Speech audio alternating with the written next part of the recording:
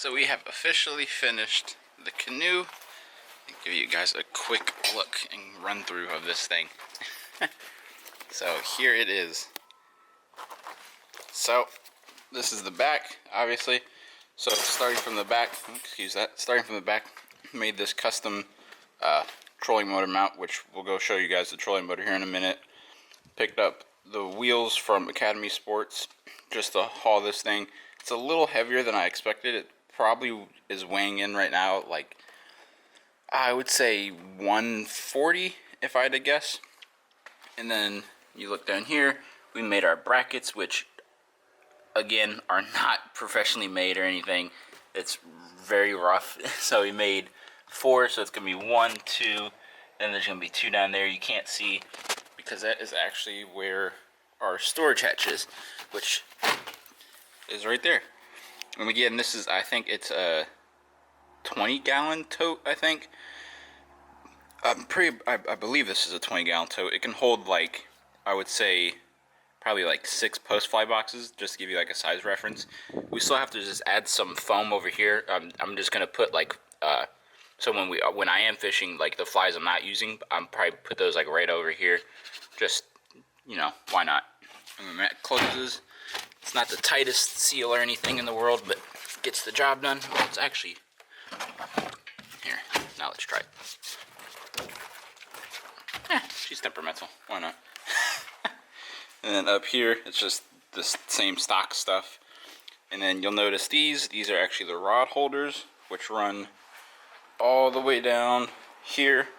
So when you're sitting here, you can put your rod in there, have it go down. It works pretty good. I have an 8'6", and it fit pretty well. The reel just kind of sits like right about here.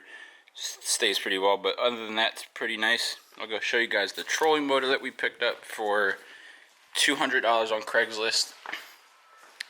And it worked really well when we took it out onto the lake the other day. It's a 55-pound thrust Newport Vessels little trolling motor here.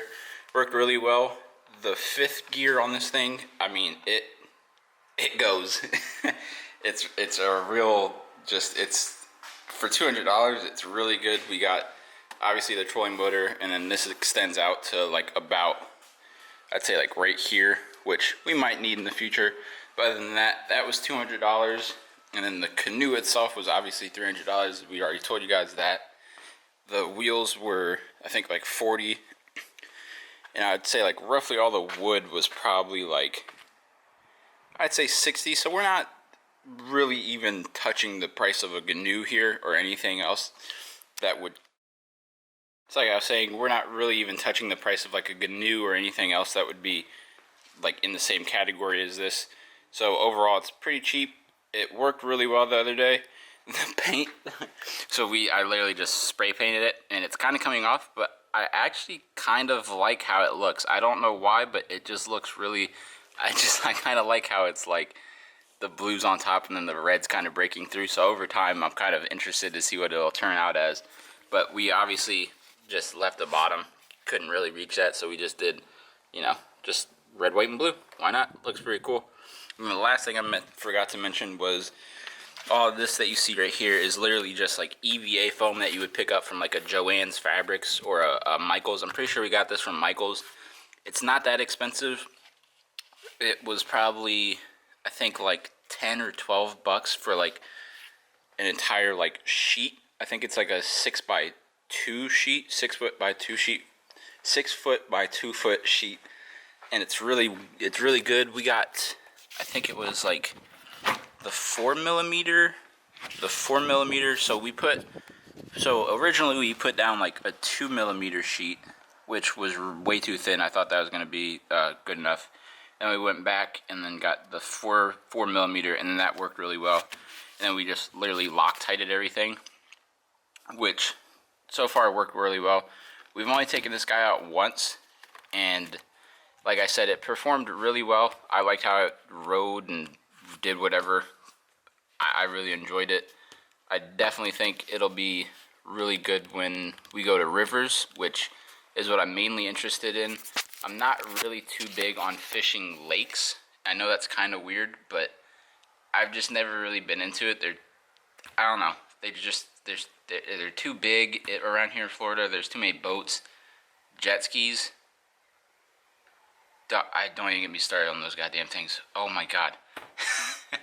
But yeah, so this Saturday, I believe, the 8th, is going to be the first official day that we take this guy out. I'm going to be going out with a old high school friend of mine, and he actually just got his first very fly rod, and that should be fun. And we still haven't caught a fish in this boat yet, so hopefully we can catch him a fish on his new fly rod setup, or his very first ever fly rod setup, and then catch a fish on, or catch our very first fish on our new boat here, and catch our first fish of 2022, and start the season off right. But other than that, yeah, that's pretty much it. I know this boat doesn't look crazily good or anything. It's not like manufacturer quality, but that's honestly one of the reasons I love it. Its little imperfections are just so, I don't know. They kind of makes it for me, like how the EVA foam's kind of bubbling.